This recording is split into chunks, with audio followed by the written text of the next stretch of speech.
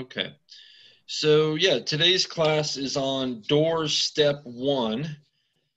So with Weichert, we have a two-step process to our listing presentation.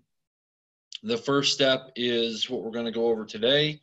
It's essentially a get to know you, just like the packet says, getting to know you in your home. That's what it is. So class is over. We're done. But that's the main idea, getting to know them and get to know their home. And then the second step is where we actually come back and present our marketing plan as well as the pricing packet for their home. So that's the Weichert method of doing it. So we'll start off by talking about why. Why do we do two steps? Most other real estate agents will try to list the property on the very first step. When I started in real estate, that's how I was taught to do it. You know, one step, don't let them get away without you getting the listing, get it all done the first time out. And so that's the way I did it for a long time. And, you know, I sat there at several of those listing appointments thinking to myself, we're getting the listing, but I don't know what price we should put on this yet. I'm not certain. You do your research ahead of time, but then you get there and there's something different about the house. So way too often we would sign listing agreements and then we'd have a conversation with the seller over the phone and say, all right, so here's what I found on price. So, you know, that's what we'll put into the listing agreement. That sound good? Yeah. All right. That sounds good. So that's kind of how we did it. It's kind of like a backwards Weichert method of we would get the listing and then come back and then call them about the price. But there's a lot of things wrong with that. And so we want to make sure we get to know them and get to know their home first before we come up with a marketing plan and a price. And if anyone ever asks you, says, hey, why do you have to come back again? Other agents we've called are just doing this all in the first visit. You simply say, well, to be honest with you, I can look up all the data online about your house, but if I haven't been there and I haven't sat and talked to you and understand what's going on in your life, how am I supposed to put together a marketing plan to fit your needs when I don't know what your needs are and price a home that I haven't seen? So I can guess at it, but that's not what I'm here to do. I'm here to help you get the most out of your home in the least amount of time. To do that correctly, I need to get to know you, get to know your home. Then I can put together a marketing plan and a pricing packet that works for you and what you're trying to do, right? So that's the way to always answer that. And every time I've ever had to use that, people are like, oh, okay, that makes sense. Or simply just mentioning, you know, hey, I find it really difficult to price a home I haven't been to before. People are like, oh, yeah, that kind of makes sense. Yeah, all right, come on over. Okay, so that's why we're doing it. There's a couple other ancillary benefits. One is, we talked about this in sales meeting, you got to break the ice with people, right? It's just the natural way of communicating with other human beings. We all have a defense mechanism to protect ourselves physically, emotionally, etc. And so you meet someone on the street, there's always some defensiveness to you, right? Even if you're a super nice person, you're still trying to figure out who this person is, what they're all about. Are they dangerous? Are they not? Are they, you know, what's going on here? So getting to know them, sitting down at their house, discussing with them gives you a chance to break that ice, talk to them. Usually by the end of the step one, you're kind of already buddy or friends with them. And then when you come back for step two, where you have to present the listing presentation, they have already gotten to know you, so they feel more comfortable with you. They're more open to hearing your suggestions. They're more open to understanding what you're trying to get done, and they're more open to signing with you. So that's another big piece of it. Of all the stuff that Jim Weichert has put together, all the thousands of homes that he's personally sold, and all of the hundreds of thousands of homes his company has sold, today, if you ask Jim Weichert, what's the one thing that you've developed over the years, if you had to get rid of everything else, every other tool, technology, everything else, and you could keep one tool, what would it be? And his answer is doing the door step one using the Getting to Know You packet. And he's like, it's honestly one of the most simple tools we use, but if I had that, I can make $1 million. And I agree with him, because this packet's so simple and so easy. If you go through the two-step process with people, you will get the listings. So that's why we're doing all of this, right? So like I said before, if anyone asks you, well, how come you need to do two steps, explain to them it's hard to price your home if I haven't seen it before. I'd like to get to know you, what your needs are, so that I can put a marketing plan together that helps accomplish those needs for you. If you do that, people seem to agree. All right. The other piece of that conversation is to make sure when you are on the phone with people and you're that maybe they call you back after a postcard you sent, and you have a conversation, say, yeah, you know, why don't you go ahead and come out and talk to us about our house? Great. You're thinking listing appointment, step one. They're thinking you're going to come out, give them a price, tell them how they can sell their home, maybe sign a listing agreement. That's what they're thinking, right? So you have to, in those conversations, you have to remember to explain the two-step process over the phone. Don't try to do it until you're in person with them. It could come across differently if you wait till you're already at the house.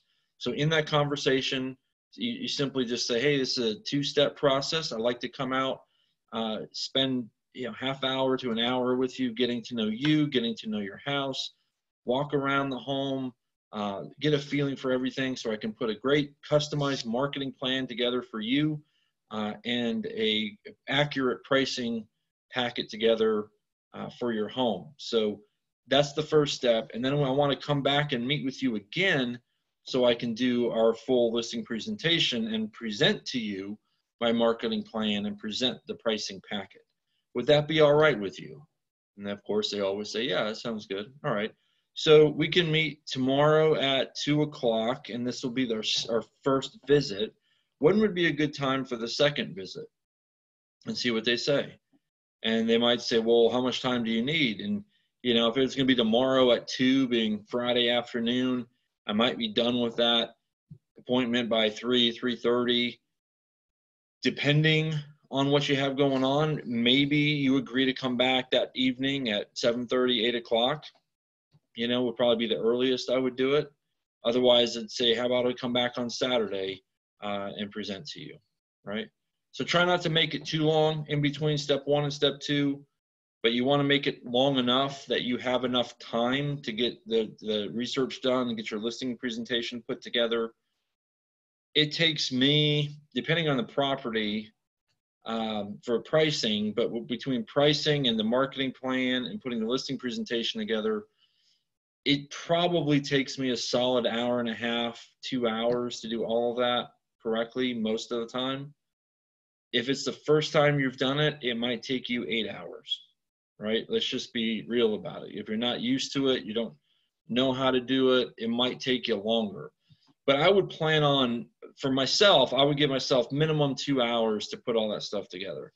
But I'd rather them, because our presentation is so cool and everything is customized, I'd rather them think I spent 6 hours on it, right?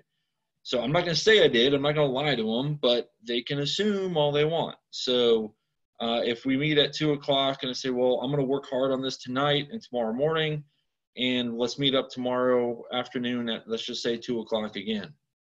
Okay, yeah, that sounds good. Wonderful.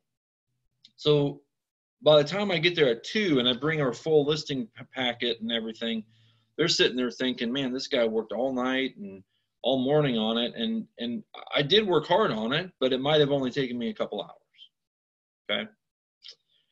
All right. So before we get into the packet, do either of you have any questions about the getting to know you process, step 1? Nope. Nope. Okay. Very good. Let's go to the first page. So again, we're going to the house. We've already explained to them this is going to be a 2-step process. So we get to the house, get to the front door. Hey, how you doing, etc. Ideally, you want to go sit at the kitchen table. All right. So ideally, you want to move yourself to the kitchen table. That is 100% necessary on step 2. You have to be at the kitchen table for step 2. It is incredibly difficult to do the presentation on a couch or something like that. Step 1, if you have to sit on a couch or a chair or something, it's not nearly as big of a deal, but I'd still rather be at the kitchen table. It's more comfortable. It's where decisions are made, just like in the little picture here for the little actors and actresses in the pictures. Where are they sitting? At a kitchen table. Where are they sitting? At a kitchen table. That's just where business happens in a house. So that's where we'd like to go, all right? So when you sit down at the table, you're doing your chit chat, whatever, and you take your getting to know you packet and you put it down right in front of you with it facing you. Make sure this is filled out. I'll be honest, I have forgotten a couple of times to fill this out before I get there. And so I fill it out in front of them, but that looks a little bit like I'm unprepared, right? So and I like to use like a Sharpie or something that's bold and easy to see, so they can see, hey, this is the Kim Moran packet.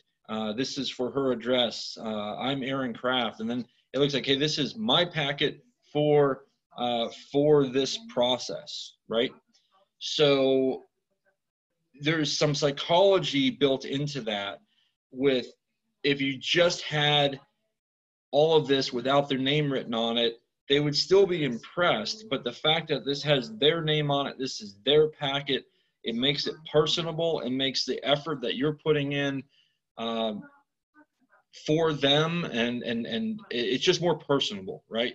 So this is why Jim and his team put this on here, because it makes that impact that you're special to me, okay? So that's why that's there. So fill that out, right?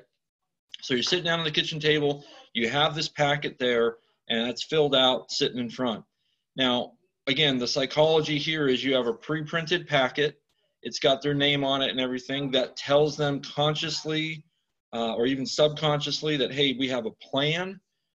Kim knows what she's doing. She's ready to attack this, and then they're going to kind of slow down the chit chat and be ready for you to start asking questions, right? So all of this stuff that seems really simple and like, well, who cares if the name's on it or not? Like, all that stuff is put together for a purpose, to make the impacts that we're trying to make, okay? So we go to second page, and this is the page where you do most of the interviewing. And that's the right way to go about this. This isn't a presentation. This is an interview, all right? So you always want to ask more and more questions about them. I mean, you want to ask more in-depth questions about why they feel the way they do on certain things, okay? So we start off with the first question and say, all right, Kim, we're meeting up today to find out more about you and find out more about your house so that I can put together my marketing plan customized for you and put together an accurate pricing packet, all right? So the first thing I want to ask you, Kim, is please share with me why you're moving. What are we doing here? What am I doing? And I would wait. No, Kim, just role play with me for a minute. Unmute yourself and just say, tell me why you're moving. I want to move to Chapel Hill to be closer to my grandkids. Okay, you're moving because you want to be closer to your grandkids, move to Chapel Hill. Okay, well, what's going on in Chapel Hill? That's where my family lives. Oh, that's where they live? Okay, are they in school at UNC Chapel Hill, or? Yeah, in Chapel Hill, yeah, at UNC. Okay, cool. So what's your ideal time frame for making this move? I'd like to move in like the next 3 to 6 months. 3 to 6 months. What happens if we don't get done in the next 6 months? Eventually, when the grandkids are back in school, I'll need to be down there to help them, take care of them and get them, back and forth to school. So hopefully we can sell before then. Okay. So, all right. So we can end the role play there, but that's the idea, right? We're trying to find out more about why they're moving, and then we quickly, that usually ties in just like it did there into what the ideal time frame is, right? Don't let them get away with, hey, we're moving out, we just want a bigger house. Why?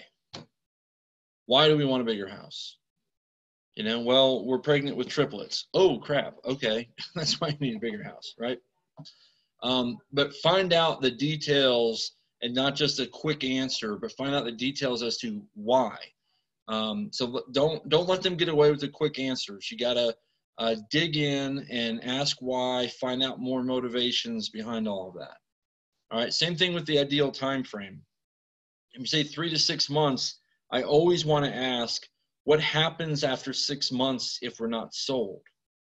Right now, in Kim's situation that she was role playing with, I would assume it's probably not crucial that she's moved in 6 months, but I'm assuming that there might be something like, well, in 6 months, my daughter's, going back to Iraq, and, kids are going to be homeless if I'm not there. Like, oh, crap. Okay.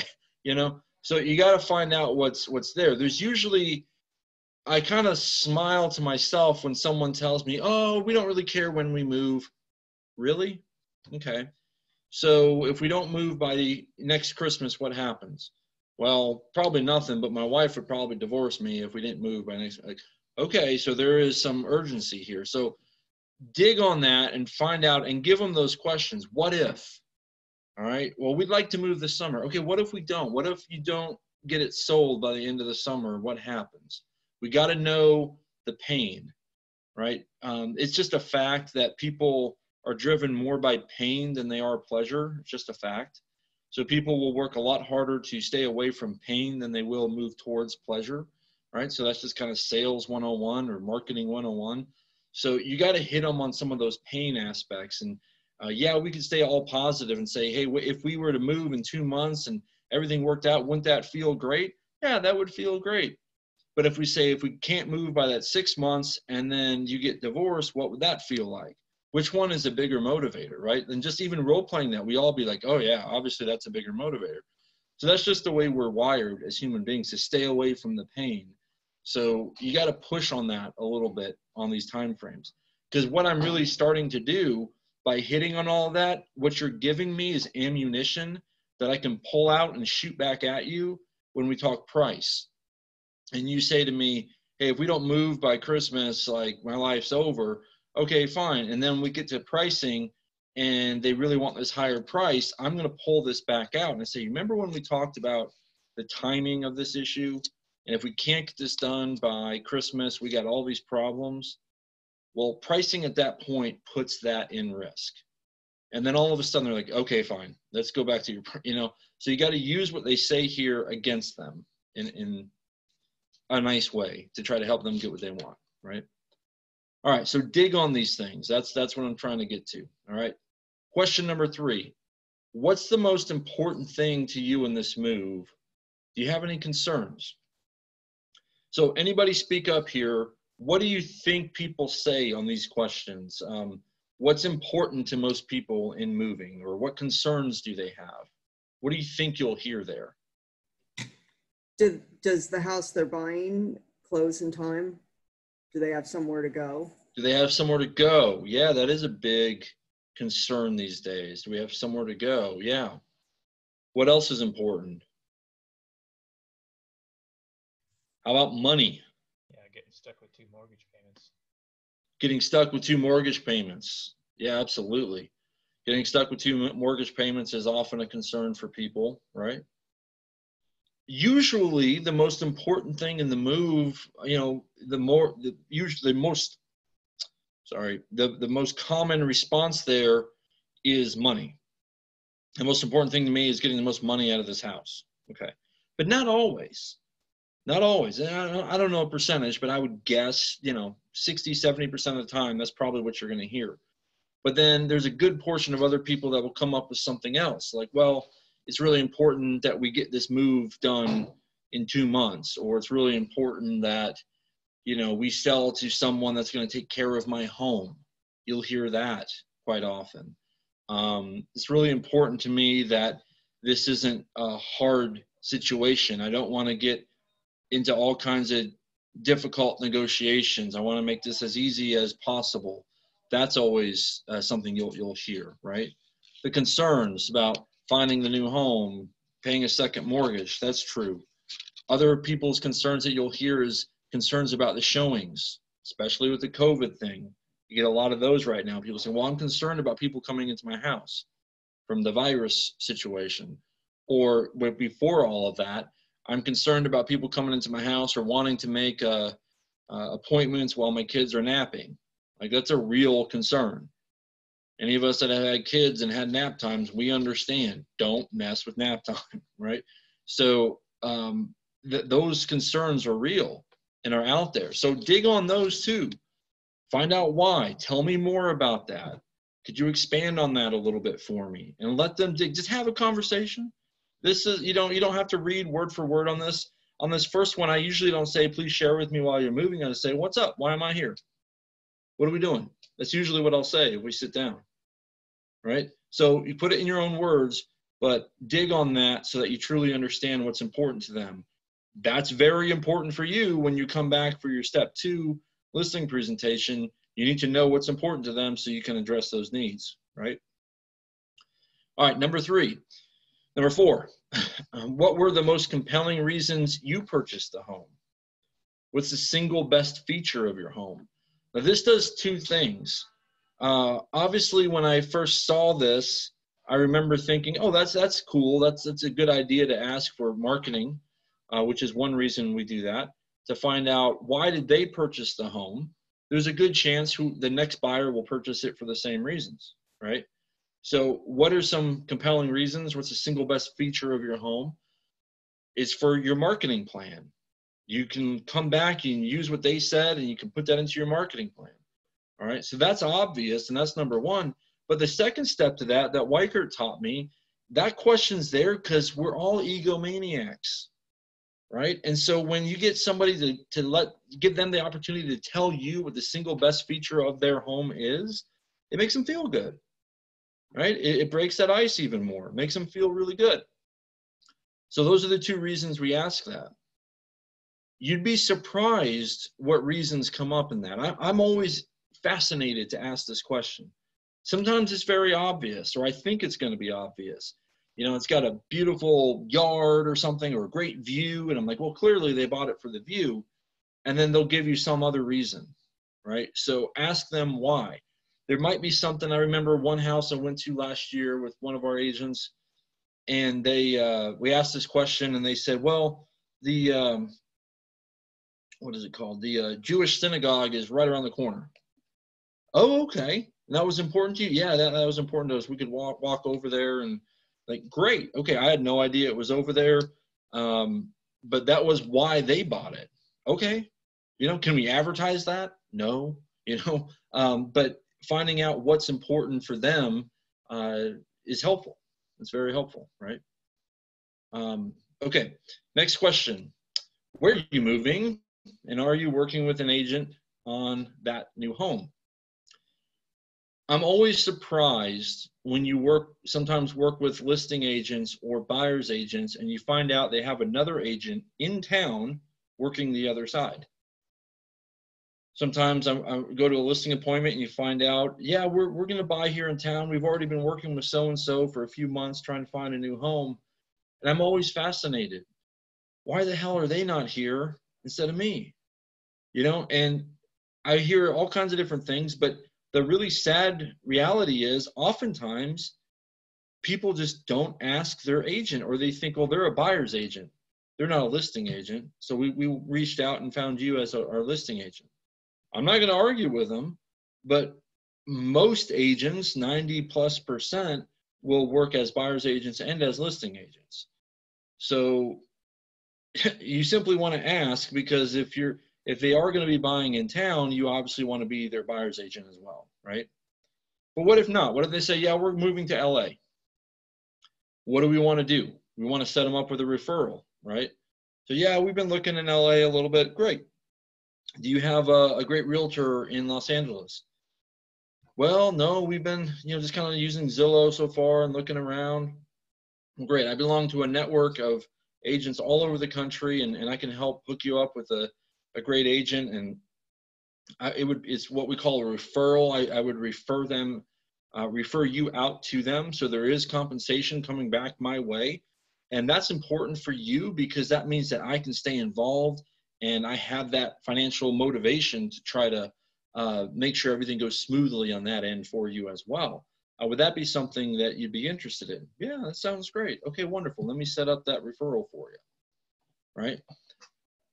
I used to not try to explain that I get paid on referrals to people. I don't know, it's just kind of awkward. You talk about money, it's kind of awkward. I've learned over the years, when you tell people on this kind of question, this kind of referral, hey, I'm going to refer you out to an agent. And by the way, I'm going to get a referral fee back on that. And that is my carrot to keep working with you to make sure you're with a good agent and that you stay happy. So you kind of double the power because now I'm going to be on your side as your liaison with that other agent. If something goes wrong with them, I'll work with you. We can fire them if we need to. Like, I'll work with you to make this happen. People love it. They really do. So I'd recommend kind of going down that road with them. All right. So where are you moving? Next question. What do you expect from the agent or real estate company you choose to represent you? This is probably my favorite question because they're giving you the answers to the test. What do you want from your agent? So I usually ask this question, I'm like, hey, you know, when I talk to a lot of sellers, everybody has some different needs for the real estate agent that they're working with. So what are your top 1 or 2 needs that you have to have? You got to be a 5 out of 5 from your agent in order for them to work with you. What are those top things that you need? And see what they say. Standard answers are communication. Communication is number 1. But we harp on communication. It just seems to be one of the hardest things in a service industry to get done. But communication is usually number 1. So if that's what they say, when I come back for my listing presentation, I'm gonna, on every slide, I'm gonna say, well, here's how we do open houses, and I'm gonna communicate to you before the open house what the plan is, and during the open house, I'm gonna communicate back with you before, and then as soon as we're done, I'm gonna call you and let you know what's happening there, what the results were, and here's how we do showings, and when we do showings, I'm gonna communicate the feedback this way to you. On every slide, I'm talking communication, communication, communication. I'm not gonna revert back to this and say, hey, remember when you told me about communication? No, I'm just gonna be saying it time and time and time again, and all they're sitting there thinking is, man, this guy knows what I want, you know? Because they already gave you the answers to the test, right? So whatever they say in here, sometimes it's the snarky answer is, well, I just want an agent who's going to bring me the most money. You know, you'll hear that quite a bit, to which I always try to explain, well, the most net money, right? Well, what do you mean net? Well, the agent that can help you net the most money out of the deal, that's what you're looking for, right? Well, yeah, okay, great. Because then that sets me up for the commission objection that may come later when they say, well, so-and-so said they do it for 5% and you guys are charging 6%. Okay, well, remember when we talked about, you know, your number 1 expectation for a real estate agent is to help you net the most money? Yeah, well, let me show you how I can do that for you. Even though my commission's higher, I'm going to net you more money, and here's why. So I'm kind of like setting things up for the potential objections down the road. All right. So again, whatever they say here, you need to filter the way you speak in step 2 and filter your marketing presentation based upon what they are expecting. Okay. All right. Next question. In the move you're making, will you be needing any help with mortgage, insurance, etc.?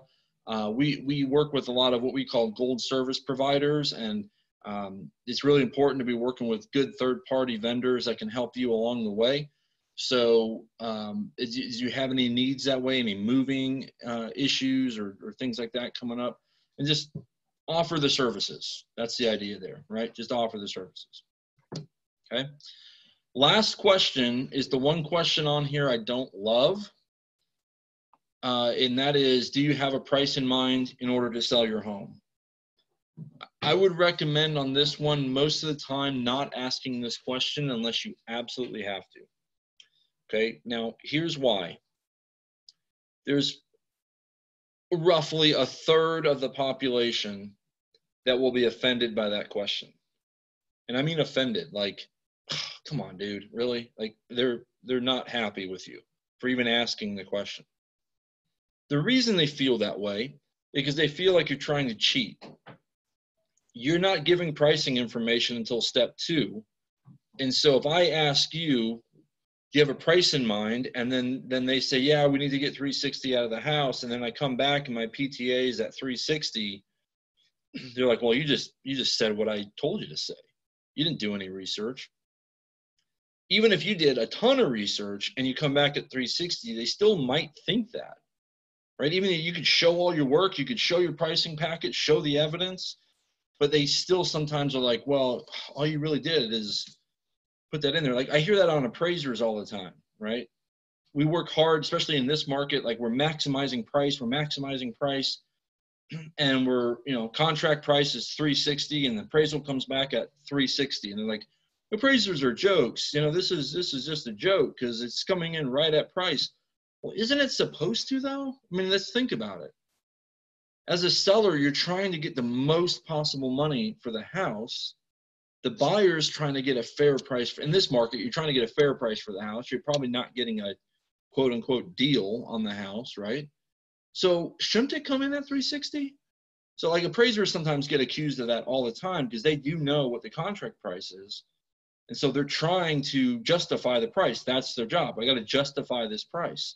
So if they can justify it, they come in with that price. And people are always like, well, that's just a joke. Like, well, or is it that's what it's worth? I mean, so that's where we're coming from on this. So don't misunderstand me. I want to know this answer. I want this answer because it absolutely affects the way I talk about pricing packet with them on step 2. So I want to know this answer, but I can't ask it directly, or it's sometimes not a good idea.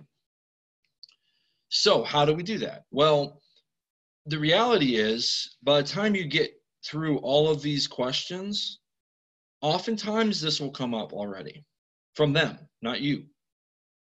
You talk about what's important to you in making this move. Well, price is really important to us, Aaron. We paid $280 for this house, but we're thinking we want to get 360 out of it.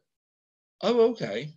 Like they just told you, right? That'll happen more. And again, that 1/3, obviously they're not doing that. Okay, they're not going to do that to you.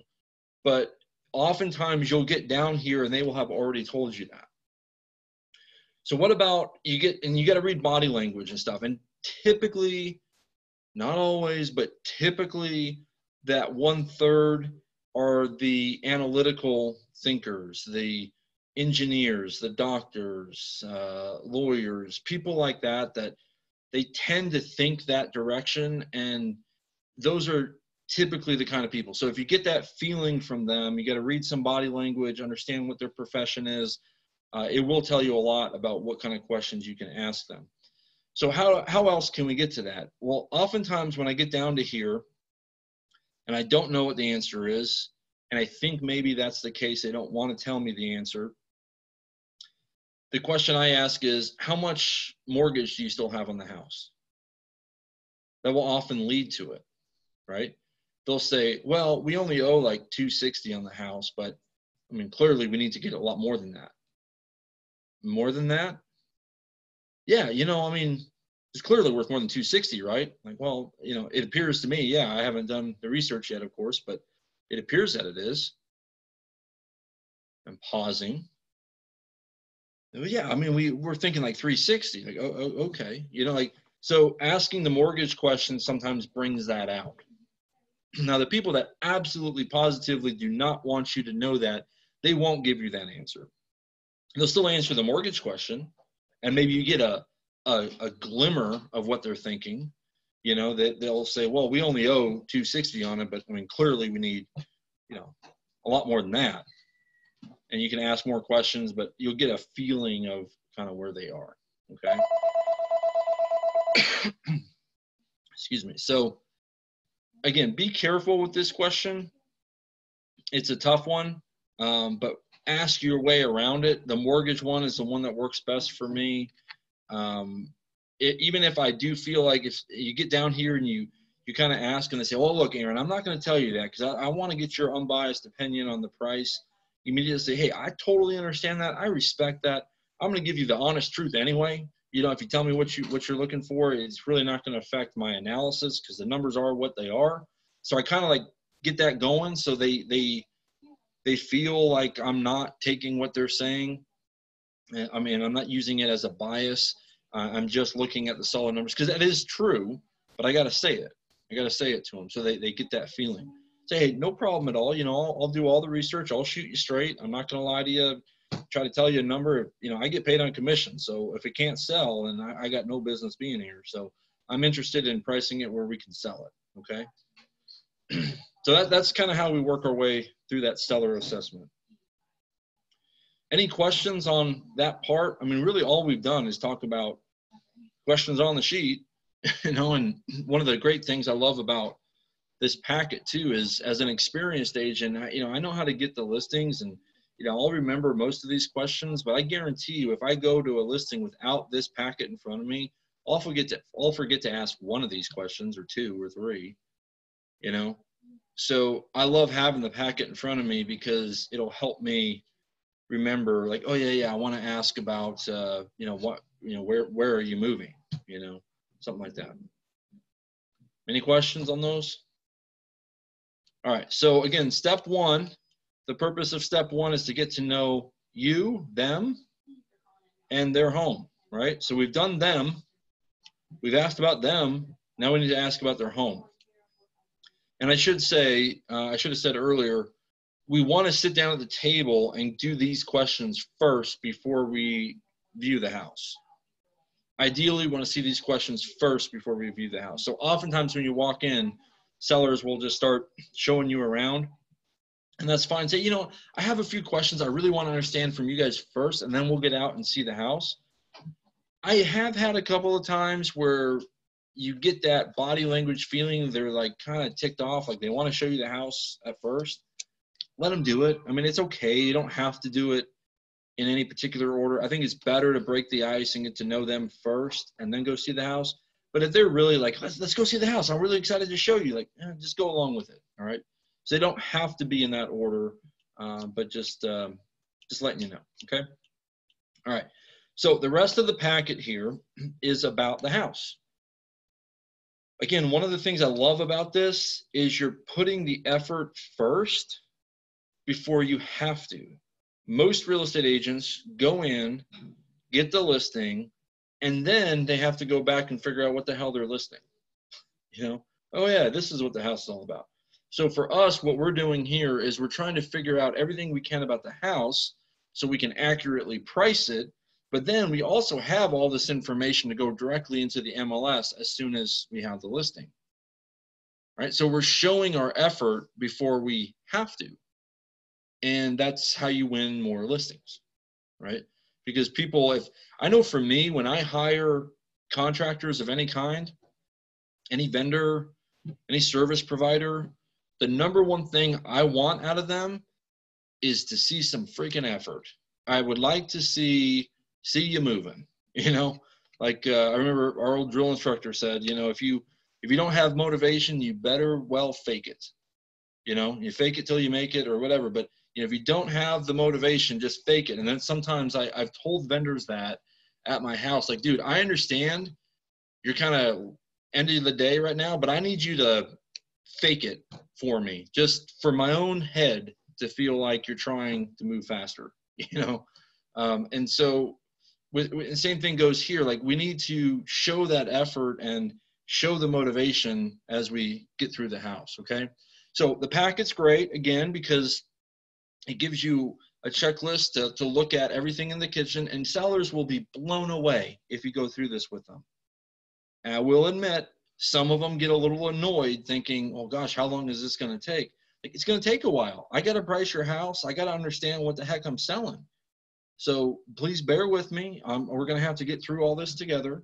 And usually they love it. Sometimes they're like, well, you go ahead and do that while I sit over here. Try to fight that. I mean, you don't want to be rude and say, no, get your butt up and help me. Like, no, you don't want to do that.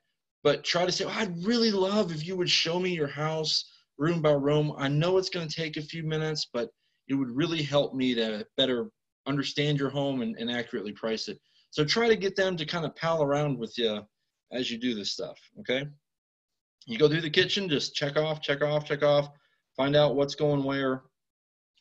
Go to the next room, like every room in the house, bedrooms, living rooms, dining rooms, going through each one. It doesn't take long, but you have little spots to write, you know, oh, looks like we need to replace the carpet or whatever notes you want to make is you can put in here. Okay. For every room in the house, there's plenty of room in the packet for all of that. Then you get to the other points of interest, the exterior, maintenance, patio, decking, garages, amenities. Hey, is there a central vac in the home? Yes, no. Like these are all questions you need to know for the MLS. So if they're like, why are you asking so many questions? This is all information that we have to advertise. You know, when I list your home, this is information I got to put in the MLS. So what did I do? I just assumptive closed you, right? I just did an assumption close. When I list your home, this is the stuff I need. Sometimes people are like, oh, okay, I guess I'm listening with him. All right. You know, so do those kind of things with them as you go. And I'm going to go backwards just a minute.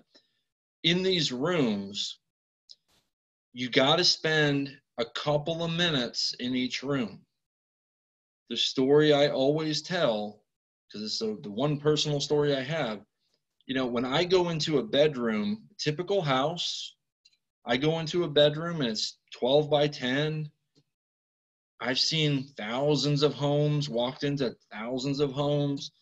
You walk in, it's a bedroom. I don't care, okay? I mean, let's just be real. I'm not going to say that to my client, but like, I don't care about your bedroom. It's 12 by 10, like whatever. I just need to make sure there's nothing crazy wrong with it, right? But here's the thing. When I was showing one of my friends my old house, and my daughter was just a couple months old or something like that, and we had painted the room pink, and we had a mural on the wall, and a little chandelier up, and my buddy walks into the bedroom and says, yep, it's a bedroom, and turns around and walks out. I about decked him. You know, I did. I felt that adrenaline go from toes to head, just boom, seeing red, about to knock his ass out, right? And why did I feel? And obviously, I calmed down pretty quickly and realized, like, you know, he's just being me. But that's the example I always use, and I tell myself, when you go into these people's rooms, you got to act like it's your daughter's bedroom. Because to me, that felt like, to me, he just slapped my daughter in the face. And if he does that, he's not going to walk out of that house, right? So to me, that was the reaction I had. It felt like you were disrespecting my daughter, and then good luck. So we don't want to do that for people. We want to go in, spend a moment. I'm being totally honest. If I'd be lying if I said I really care what's in their bedroom, or I really care what's in their kid's bedroom. I don't care.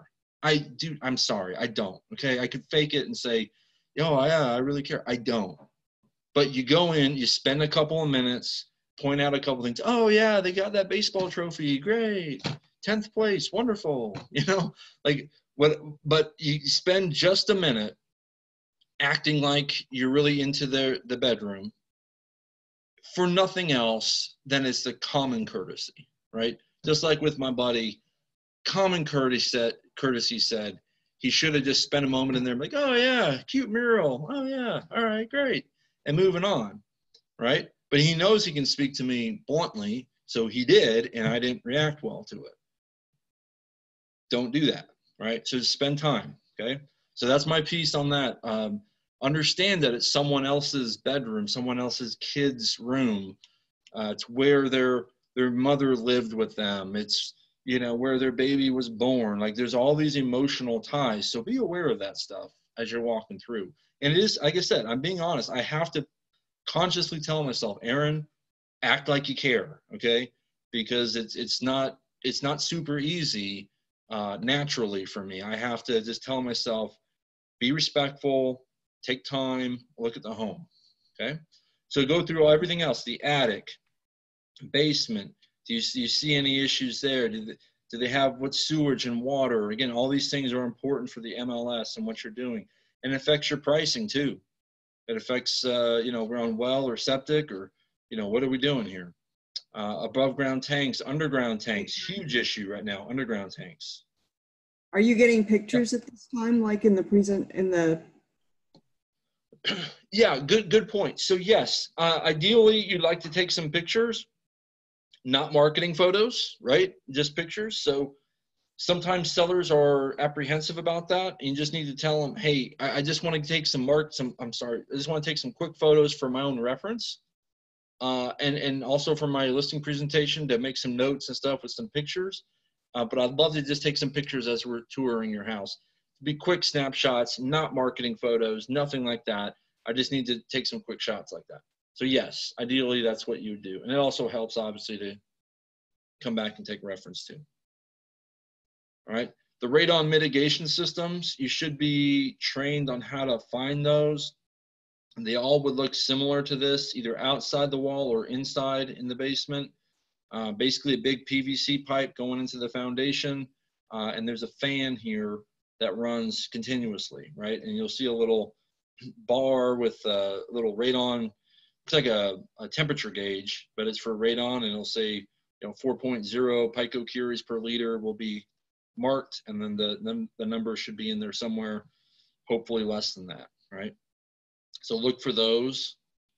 The underground oil tanks, you're just kind of looking over the house, right? Ask them questions about taxes, etc. Again, do I fill out every single blank in here when I go through the home? No, I honestly don't. But you want to work through and say, okay, amenities. You guys have lawn sprinklers? No. Okay, pool? No. All right, hot tub? No. All right, and just, it doesn't take too long if we just kind of go down the list with them and as you're walking through the house, okay? All right. Now, the last thing is here for two reasons. One, because we need it. And two, it's a way to help ensure you get that second visit. So the problem that I have in getting some experienced agents that have worked with other companies to do the two-step visit is they do worry about another agent coming in and stealing the listing from them. And I can tell you, since I've been with Weichert, that has never happened to me. I don't recall ever hearing it happen to any of our agents either. The reason is twofold. One, you've done more on step one than all those other agents have done on step 1 and 2 combined. So just by going through step one, they're going to feel obligated to listen to your marketing presentation. And not only do they feel obligated, but they're very interested to hear what your presentation is and what the pricing is going to be.